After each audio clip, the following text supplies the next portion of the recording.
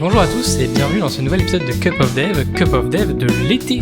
L'été où il fait encore gris parce qu'on est le même jour que l'épisode précédent, c'est important à préciser. On aime parler de la météo.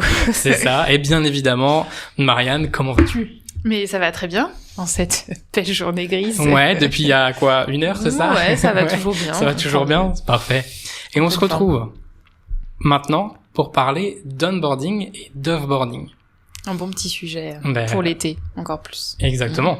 C'est la petite rotation de projet, voilà. Si jamais vous avez envie d'un petit changement pour l'été, pour la rentrée. Voilà, et le sujet est tout trouvé. Parlons d'onboarding et d'offboarding. Alors, quel a été ton pire onboarding ? Waouh. Alors ça, c'est Parlons du pire plutôt que du meilleur. C'est une bonne question. T'as pas eu le classique, rien n'est prêt, alors, aucune connexion. En fait, ça, c'est un peu, j'ai envie de dire, basique, ouais. tous les onboarding. Ouais, j'en ai eu. L'onboarding idéal. Ouais. Tous les accès sont prêts quand t'arrives, quoi. Non, ça n'existe pas, je crois. En tout cas, j'ai jamais connu ça. Ouais. Donc, du coup, je peux pas dire que ce soit mon pire onboarding, puisque tous les onboarding que j'ai fait, il y avait pas les accès, donc, ça, c'est fait. Non, le pire, je pense que c'est plus ce côté où, c'est plus, t'arrives, ce qui est attendu de toi n'est pas clair. Du coup, t'arrives dans une position, toi, t'as supposé quelque chose, que t'es là pour un objectif, mais les membres de l'équipe sont pas forcément en raccord avec ça, eux, ils t'attendaient sur autre chose. Et en plus de ça, on se laisse, il n'y a pas forcément de disponibilité pour un accompagnement. Ah ouais, ça, c'est pire. Ce qui fait qu'effectivement, au-delà des accès et autres, il y a peut-être un problème dans ce que tu veux fournir dès le début. Et là, c'est vrai que tu peux te sentir un peu perdu, quoi. T'arrives, c'est les premières semaines et tout de suite, t'es assez, t'es vraiment perdu sur le truc. C'est un peu violent. Oui, c'est vrai. Plutôt que, moi, c'est vrai que j'étais très focus matériel et tout ça. Mais c'est vrai qu'un onboarding où tu penses être là en tant que dev back et puis, en fait, tu vas gérer les maquettes, le front, le back. Ça peut être des mauvaises surprises. Ouais, c'est ça. C'est le plus dur, c'est la déconnexion avec l'attendu, quoi. Tu t'attendais à ça et au final, les gens avaient besoin, en fait, de quelqu'un comme ça et en fait, on a recruté, ouais, ça peut être, comment dire, juste une incompréhension d'un discours ou ça peut être aussi, la personne qui t'a recruté savait pas du tout de quoi elle avait besoin. Ouais. Et là... tu te retrouves à comprendre petit à petit qu'en fait, ils ont besoin de ça, mais même eux le savaient pas. Et là, ouais, ça peut être un peu délicat. C'est pour ça que faire des entretiens avec les gens avec qui tu vas travailler, c'est quand même, important. Poser des questions. Pourtant, je suis si nul à poser des questions. Je suis le premier à être vraiment nul là-dessus, mais poser des questions en entretien, c'est vrai que c'est intéressant, mais c'est un peu dur de diriger, quoi. Mais où est-ce que tu vas aller? Qu'est-ce que tu vas demander? Moi, j'en profite à la fin d'un entretien quand on me dit t'as des questions? Oui. C'est ok si j'ai jamais fait de bac. Je sens que c'est vraiment arrivé en mode, vous êtes sûr, hein, j'ai jamais fait de bac. Vous voulez bien prendre? Oui. On est là pour ça et comme ça, tout le monde est rassuré. Mais c'est vrai qu'il faut oser parce que du coup, je réappuie de faire que j'en ai pas fait et tout, mais. Ouais, ce qui en entretien peut être parfois délicat. Ce qui peut être compliqué à gérer, c'est sûr. Et du coup, après cet entretien, quand t'arrives, toi, est-ce que t'as eu des mauvaises expériences d'onboarding? Je suis d'accord avec toi, le côté un peu laissé à l'abandon. Donc t'arrives, t'es un peu stressé, tu vois, c'est ton premier jour et tout, et puis tout le monde est un peu occupé par son truc, et personne n'a trop envie de s'occuper du nouveau, de la nouvelle, où c'est chiant parce qu'il faut lui installer son PC parce que ça n'a pas été fait, bien sûr. Et ouais, pour l'une de mes premières missions, je me suis vraiment retrouvée, donc à l'époque, c'était pas de télétravail, donc il y avait un PC fixe. Et c'était vraiment, je me suis retrouvée devant un PC, on m'a dit, voilà, ça c'est ton ordi, là c'est une feuille qu'on imprime, où il y a plein d'instructions écrites, taille police 10, et vas-y, débrouille-toi. J'étais vraiment en mode, je lisais ma feuille, j'étais là, au secours. Puis en plus, du coup, j'avais fait que du front, et du coup, on me demandait de créer des clés SSH pour connecter au truc. Ah ouais, ça, quand j'avais fait, et là, vraiment, c'est la PLS, quoi. Et du coup, tu te retrouves à embêter les gens, déranger les gens pour dire toi c'est embêter les gens en plus. Oui, en plus moi j'avais vraiment senti, puis moi j'ai un biais de je déteste déranger, alors là c'était vraiment la première journée et un peu compliqué où tu sens qu'en fait tu déranges la personne dans son travail, elle le fait quand même, elle t'accompagne, mais t'es embêté, tu vois, tu te dis mince, super, je viens d'arriver et je fais déjà chier les gens. Mais je pense que ça a été ça le pire. J'ai jamais eu ce souci on m'a pas embauché pour le bon rôle, on s'attendait à autre chose. Pas encore en tout cas. Et plus côté plus matériel et dérangé plus qu'autre chose. Ça, c'est quand même très c'est vrai que ce côté dérangé, ouais, ça peut être pas très gênant. Matériel, après, matériel, en général, l'avantage du côté matériel, c'est que c'est chiant, mais que c'est factuel. Ouais. Tu peux tu peux montrer. Tout le monde sait, écoute, quoi. Là, j'ai pas l'accès, quoi. Tu peux pas y faire grand chose. Le problème, c'est, toutes ces problématiques qui sont un peu humaines, quelque part, et qui sont difficiles à mesurer, à quantifier, c'est parfois un peu plus traître. Donc ça, c'est vrai que c'est délicat. Et du coup, est-ce que avec tout ça, t'as détecté un petit peu des points, des éléments pour se dire, là, ça, c'est un truc pour tous mes onboarding, je vais faire ça. Ouais. Alors, pour déjà avoir vécu moi un mauvais onboarding, mais surtout avoir fait vivre des mauvais onboarding à des gens, parce que je me suis quand même retrouvée dans des missions où on m'a dit en fait la nouvelle dev elle arrive demain, sauf qu'on est tous en télétravail parce qu'on veut plus bouger de chez nous, vas-y Marianne, let's go, alors que je suis la consultante, on me faisait bien comprendre que j'étais la consultante, mais là tout d'un coup on était bien content que je sois dispo pour accueillir les gens, bref, et pour avoir vécu des super onboarding où il y avait déjà toute une doc étape par étape de tout ce qu'il faut faire pour installer le projet et tout ça, au-delà d'avoir ton matos, mais des fois, moi, cette fois-là, j'étais venue avec mon ordi, c'était ok que ce soit mon ordi, et du coup, en fait, j'avais plus qu'à suivre toute la doc pour tout installer. J'avais même eu quelqu'un pour m'accompagner, donc j'avais pas eu ce problème de je dérange. Du coup, je pense que la to-do d'onboarding, c'est être dispo, se dire, ok, on dit à la personne de venir ce jour-là, et parce qu'on est dispo ce jour-là. Enfin, c'est pas rien d'accueillir quelqu'un, c'est normal que ça prenne du temps, donc tout le monde est ok là-dessus. Donc se rendre disponible, et c'est vrai que faire au moins un bon readme sur notre projet en tant que dev par exemple, au moins un bon readme ça sauve la vie, même pour toi quand tu t'es arrivé sur le projet, t'as oublié tout ce que t'avais installé, t'es quand même content d'avoir pris le temps de noter, ah oui c'est vrai, faut installer ça, le fameux moment où ton ordi te lâche, et découvrir sur un ordi interposé, pourquoi t'as ce bug là. C'est vraiment les erreurs que t'as une fois, que tu connais pas bien, et c'est vraiment ce que je déteste. Quand c'est bien documenté, c'est plus facile, parce que des fois t'as aussi, là je suis en train de le vivre, où ils sont tous sous le même OS, toi tu débarques, t'as un OS différent, et là tu te rends compte, le bash il est pas compatible, comment on réécrit la commande? Donc bon, au moins si c'est documenté, tu sais à peu près ce que tu veux faire. Ce qui se passe derrière. Du coup tu peux rattraper, mais mais du coup c'est déjà un bon point d'avoir ces éléments là. Voilà, je me dis ça, et après toujours aussi pas charger trop la personne qui vient d'arriver. Enfin, on sait ces premiers jours là d'une nouvelle mission, de nouveau boulot, où à la fin t'as mal au crâne, c'est l'enfer. Assumer que de toute façon on va pas pouvoir faire grand chose. Accepter que on te laisse regarder le code, on te laisse regarder ça. Dans 2 jours, on te présente un peu plus le métier. Je trouve ça sympa quand la personne du métier, le représentant du métier prend un peu de temps pour présenter aux devs. En plus, tu rencontres plus les gens d'équipe en one-one. Ouais, ça c'est un élément hyper important. Ça c'est très sympa, je trouve. Avoir le temps de parler un peu avec tout le monde de l'équipe. Moi, c'est un truc que j'ai toujours fait, ça, c'est faire en sorte que les PO, enfin tous les PO de l'équipe, quand il y en a plusieurs, aient au moins un moment disponible pour présenter aux nouveaux ce qui va se passer, et puis avoir un vrai échange, quoi. Parce que ça permet de poser des questions, ou à la rigueur, des fois, là, on est en train de demander d'enregistrer justement parce qu'il peut y avoir beaucoup de turnover.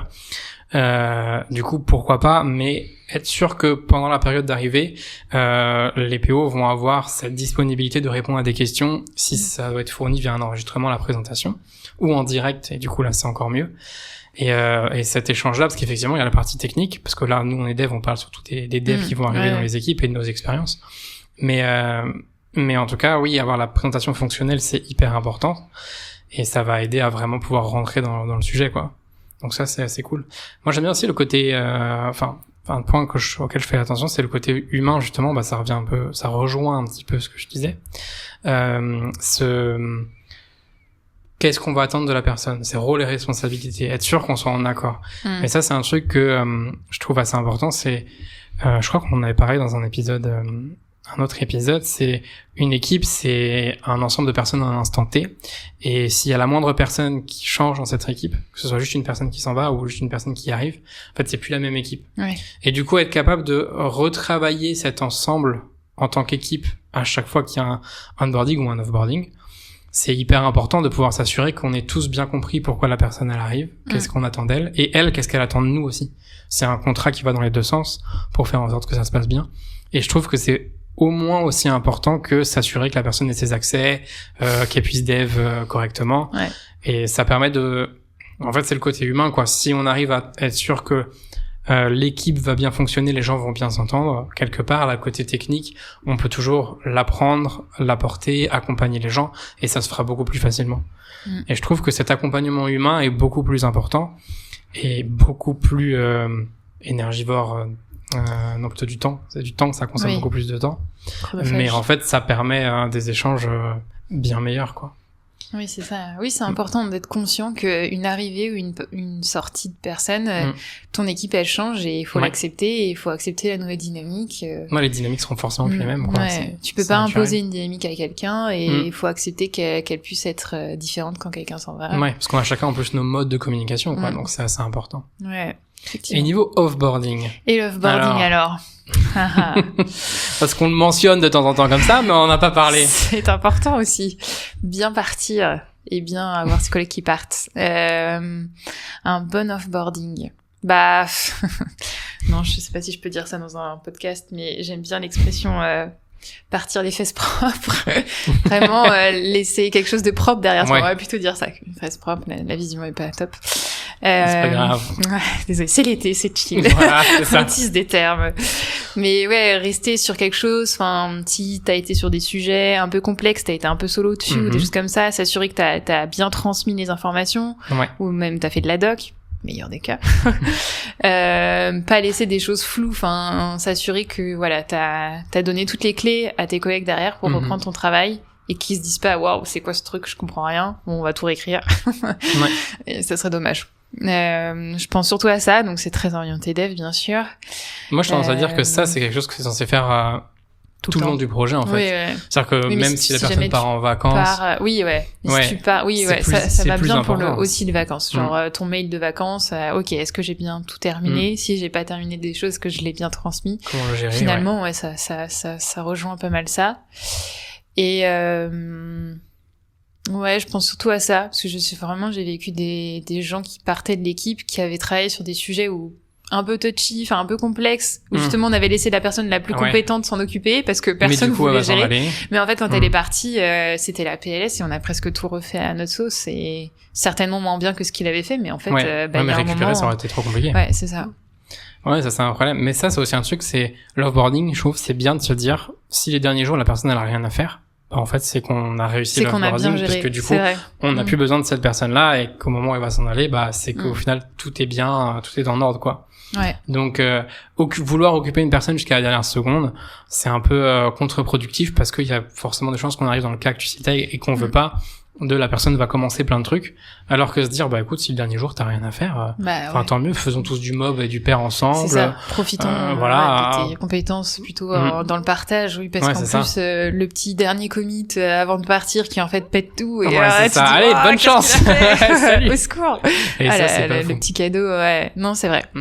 Et on peut aussi parler plus que j'ai vécu récemment, d'un offboarding, donc quelqu'un qui s'en va, mais avec une transmission de poste, donc genre tu reprends sa place dans le rôle et tout, ça prend énormément de temps, donc faut accepter aussi, pareil, que les personnes prennent du temps sur leur temps de travail pour se transmettre les choses, au-delà même du code, se transmettre les rôles, enfin ce qu'implique le rôle, toutes les choses qu'on connaissait pas forcément, et ça, ça peut, surtout en tant que consultant externe, je me rends compte que ça peut être compliqué à entendre pour des clients de quoi tu vas passer 2 heures par semaine à discuter avec ton collègue. Et oui, mais si tu veux que je reprenne son rôle correctement, ça va prendre du temps, mais ça va payer. Il y a la connaissance purement technique, donc ça qu'il faut déjà passer, faire en sorte que tout le monde l'ait. Et mine de rien, un rôle, c'est quelque chose qui s'apprend. Il faut être encadré pour monter en compétences. C'est pas quelque chose qui s'improvise, quoi. Donc, en général, on s'improvise pas sur des rôles différents, surtout à responsabilité. Ou alors, ça se passe mal, quoi. C'est ça. Ok, je vais improviser, mais c'est ça, forcément. Faut payer le prix, quoi. Ça s'apprend, les choses s'apprennent, quoi. Après, on peut l'apprendre, et ça, c'est toujours le cas quand on l'apprend un peu sans accompagnement. Il y a des choses qui vont mal se passer, et ça c'est un apprentissage aussi, mais du coup, c'est dommage, quoi. Pour tout le monde. Ouais, c'est sûr. Voilà, je pense surtout à ça, en offboarding. Je sais pas si toi, il y a des choses qui t'ont plus marqué sur tes offboarding ou sur des offboarding. C'était surtout, le point que je remontais, c'est ne rien avoir à faire à la fin, au final.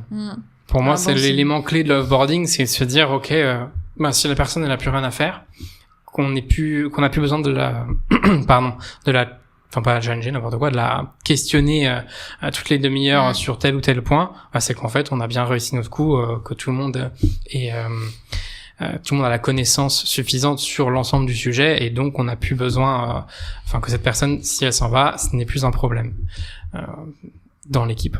Donc ça, c'est cool. Et ça, c'est vraiment un moment que je sais que quand on doit faire sortir quelqu'un, ou quand moi je dois sortir, quand j'arrive à cette étape-là où l'équipe fonctionne sans moi, let's go, c'est bon, moi j'ai réussi mon job, je peux partir sereinement, quoi. Et ça, c'est quand même cool. Mais c'est quand même, même pour toi, c'est quand même plus agréable de te dire que t'as laissé toutes les clés, que t'as laissé quelque chose de propre derrière toi. C'est ça. C'est partir l'esprit tranquille aussi. C'est vraiment, au moins, je serais pas tout le temps en train de me dire, merde, est-ce qu'ils vont y arriver? Est-ce qu'ils vont sortir là-dessus? Ça va exploser demain. Non, c'est bon. Sur ces bonnes paroles. Ouais. Je pense qu'on a pas mal débriefé. Sans être un épisode chill, donc restons une là-dessus. Petite citronnade quand même pour se rafraîchir. C'est vrai. Il fait gris, mais il fait chaud quand même. Ça reste l'été quand même. Mais pas non plus. Pas déconner. Yes. Merci Marianne pour cet échange. C'était toujours aussi cool. Et puis à très vite pour un prochain épisode. À très vite. Ciao.